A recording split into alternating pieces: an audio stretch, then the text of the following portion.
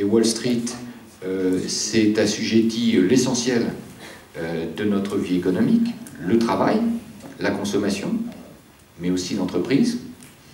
Je crois que c'est vraiment la question qu'il s'est posée. Comment on en est arrivé là? Et il me semble que pour comprendre comment on en est arrivé là, il lui a paru qu'on ne pouvait pas faire seulement une histoire économique, mais qu'on était obligé d'impliquer les économistes dans cette affaire. Et que les économistes ont un rôle dans cette histoire et une part de responsabilité.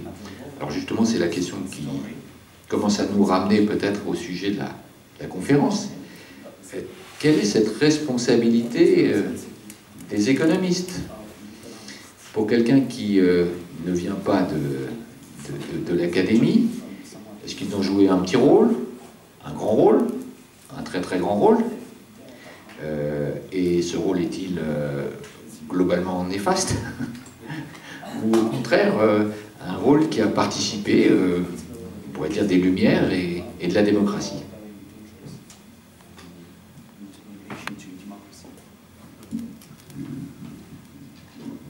Okay, so I heard two questions in there, so I'll answer the first one first, which is how did we get to where we are? How did we wind up in such a mess, really? And I believe, you know, I don't think that economists, well, actually, there is research that learning economics as it's taught does make you a worse person, but let's ignore that. Donc, oui, effectivement, la question c'est de savoir comment on est arrivé là. Mais il y a certaines personnes, certains chercheurs qui disent c'est en étudiant l'économie, en fait, on empire la situation, mais ça, on va l'ignorer. Most of them, the ones I've met certainly, are perfectly fine people, but you know, they've gotten themselves into a certain mindset, and coming at this subject from history, what you learn from history is that every social system produces its own justifications, no matter how horrible it is. So in the American South before the Civil War, you had ridiculous sounding justifications for slavery, but they didn't sound ridiculous to slave owners. Donc en fait, ce qui s'est passé, c'est que il a pris l'exemple du sud des États-Unis avant la guerre de sécession. Vous aviez le sud où il y avait ces énormes champs de coton où il y avait de l'esclavagisme. Et en fait, ce qui se passe, c'est que pour les esclavagistes, le fait de posséder des esclaves avait tout son sens, en fait. Pour eux, c'était clair comme de l'or de roche, c'était très logique. Et ce qu'il nous disait aussi à propos des économistes, du coup, c'est que, voilà, ce sont des personnes qui sont, pour la plupart, des personnes qui ne sont pas des truands, hein, loin de là, hein, bien au contraire, mais qui sont dans un certain état d'esprit, en fait. Ils sont, et de fait de leurs études. Et ce dont il s'est rendu compte aussi, c'est que chaque système social, en fait, produit les justifications qui leur permet d'exister, en fait. And that happens over and over again. In France, before the revolution, you would find all sorts of people who not only believed in the divine right of kings, but would have died for it. And so, point being, in any social system, there are going to be people who praise that social system, praise the way things are, and it's going to seem compelling just because the way things are the way things are, and most people don't want to think that the way things are is horrible. Et donc, finalement, c'est un peu comme la France avant la Révolution française. Vous aviez des gens qui étaient convaincus et qui croyaient très fortement au pouvoir divin du roi et à son pouvoir absolu, et qui étaient prêts à mourir pour lui. Donc, du coup, voilà. Et finalement, c'est pas si surprenant que ça de voir que dans plusieurs systèmes sociaux, en fait, on produit les justifications de leur existence sans pour autant les contester et sans se dire bah, mince, il y a un problème, il y a quelque chose qui ne va pas, c'est le système comme il est complètement horrible. And so, in my reading, it became pretty clear early on that economists today serve much of the same function. They find many ways to explain in very sophisticated ways that the way things are is more or less the best. Maybe a little change here, maybe a little change there, but mostly the way things are is the way things should be. Et donc, en fait, au final, les économistes, aujourd'hui, ce qu'ils disent, en gros, c'est le système qu'on a là, c'est le meilleur que l'on a, peut-être un petit changement par-ci, un petit changement par-là, mais en gros, voilà, c'est le meilleur système que l'on a à vous offrir, en fait. And so, the book was originally going to be going to just take every bit of economist logic and refute it. And at some point I realized that that's pointless because, you know, first of all, it would be annoying to read, and second, it almost doesn't matter what exactly their logic is, because they'll just find new logic, because that's the dynamic that they, you know, that's how they're going to function. You know, it's always there. Most of them will be finding new justifications if you destroy the old justifications. And which is why I thought I have to just tell a different story from the beginning. Et donc finalement, au départ, il voulait faire un livre qui allait réfuter toutes les théories économiques, mais il s'est dit que la démarche était un peu vide de sens dans la mesure où, à partir du moment où il aura détruit, il aura déconstruit toutes les justifications possibles et imaginables que les économistes ont sur le monde économique, qu'ils vont en créer d'autres en fait, et on va en créer de nouvelles. Et la dynamique est comme ça. On a une certaine façon de penser, on pense telle chose, on a des arguments, on va nous les détruire, mais on va reconstruire d'autres pour justifier son avis sur quelques questions que ce soit. And I confess I've spent so much time on the first part of the question, I've forgotten the second part of the question. Je vais la reposer d'une autre manière. Et Michael l'a dit tout à l'heure, un domaine légitime globalement ça marche, hein, globalement le marché ça fonctionne bien, le capitalisme nous emmène vers le progrès et le progrès partagé, et c'est vrai qu'il y a un certain nombre de petites défaillances, hein. D'ailleurs ces défaillances ce sont les économistes eux-mêmes qui les ont débusquées et théorisées, et rassurez-vous, on s'en occupe. Bon.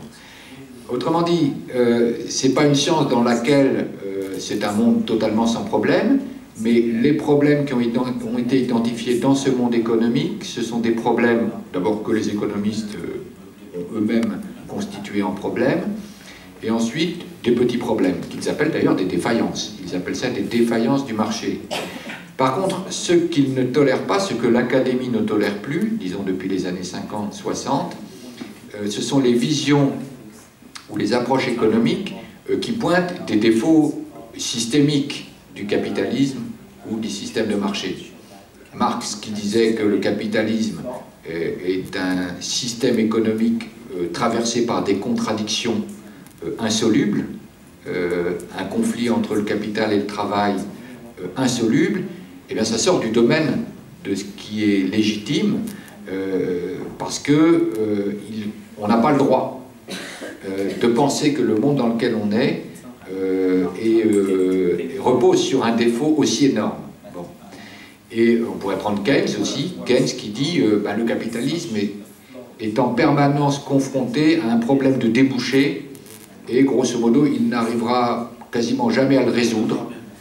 Et c'est ce problème de débouché qui nous vaut des crises en permanence, du chômage en permanence, de l'agressivité des trusts et des grandes entreprises en permanence, ceux qui pointent comme ça dans la constitution même de l'économie un défaut de constitution, et non pas simplement une faille, sont poussés en dehors de l'académie. Ils ne peuvent plus publier dans les grandes revues économiques, ils ne peuvent plus publier dans les revues qui font votre cotation, votre scoring, qui vous permettent d'avoir des fonds pour rechercher, qui vous permettent d'avancer dans votre carrière, qui fait que vos universités sont plus ou moins cotées ou pas dans les classements de Shanghai.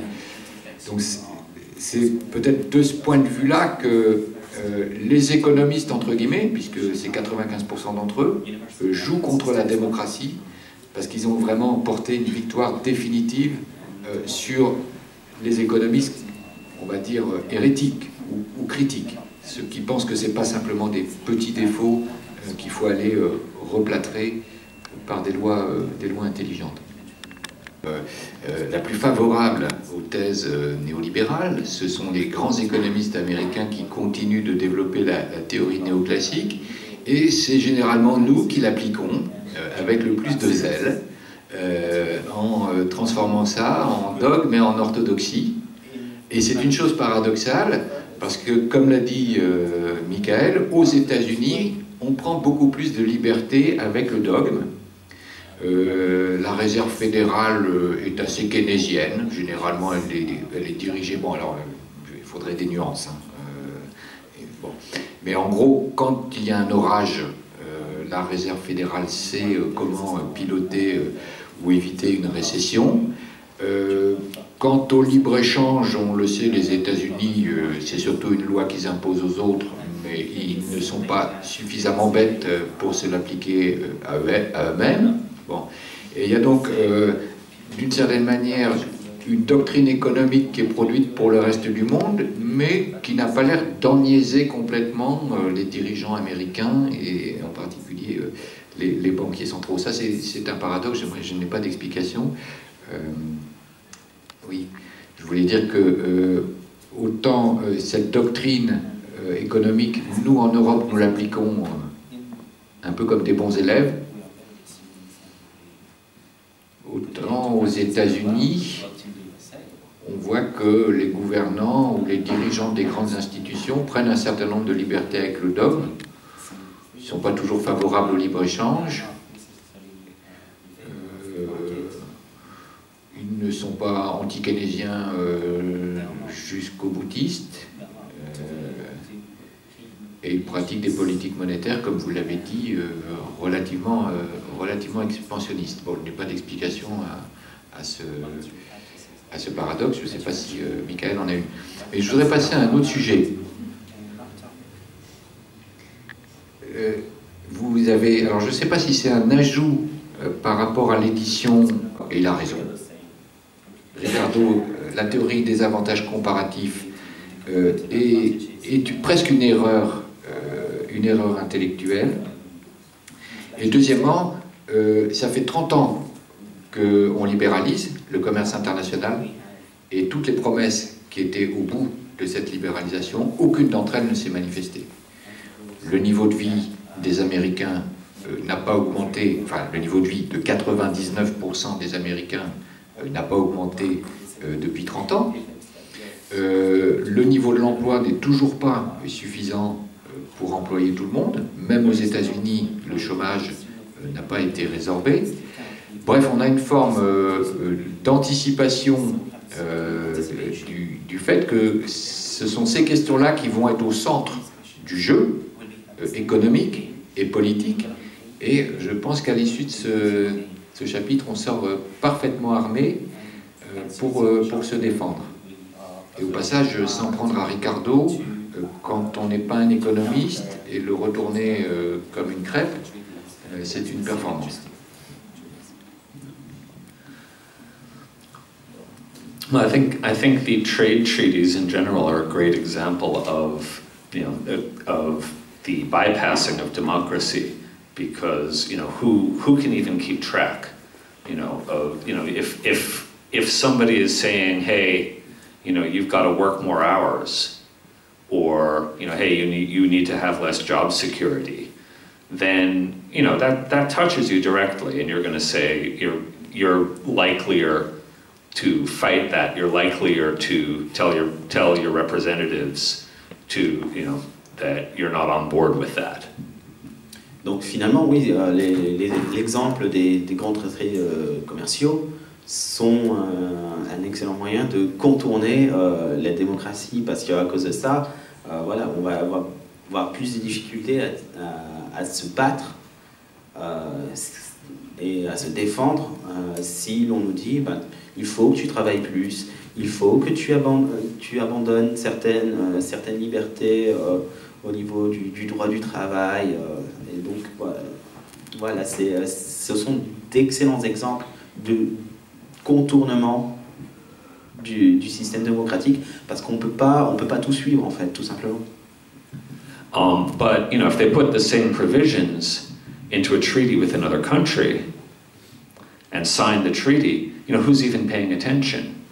And then you find out, you know, you've been very careful, you know, to not let the law change, but then you find out that the treaty actually invalidates the law, and so the same effect has happened, but it's happened in a way that it was much harder to prevent, because it's not the sort of thing we're looking at.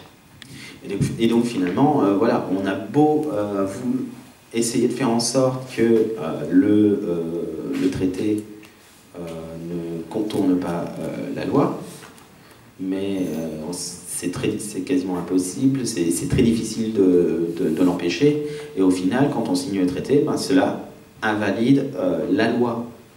Et c'est sur ce plan-là qu'il joue, en fait, au final. And so even the successes of democracy can be undone. So, for instance, in Australia, they've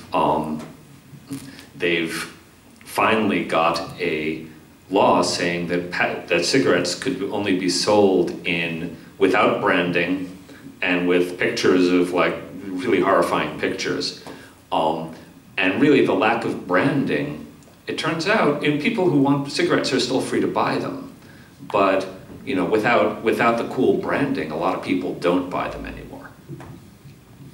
Et donc finalement, voilà, les grandes conquêtes démocratiques peuvent être finalement décousues, déconstruites grâce à ça. Il prenait l'exemple de l'Australie. En Australie, récemment, ils ont fait passer une loi sur les paquets de cigarettes. Maintenant, on peut acheter les paquets de cigarettes sans marque, avec des images de prévention assez choquantes que l'on aura moins tendance à acheter, mais on peut toujours acheter le paquet de cigarettes avec la marque qui fait qu'on va aller l'acheter parce que c'est telle marque, c'est Marlboro, ou c'est une autre marque, c'est Philip Morris.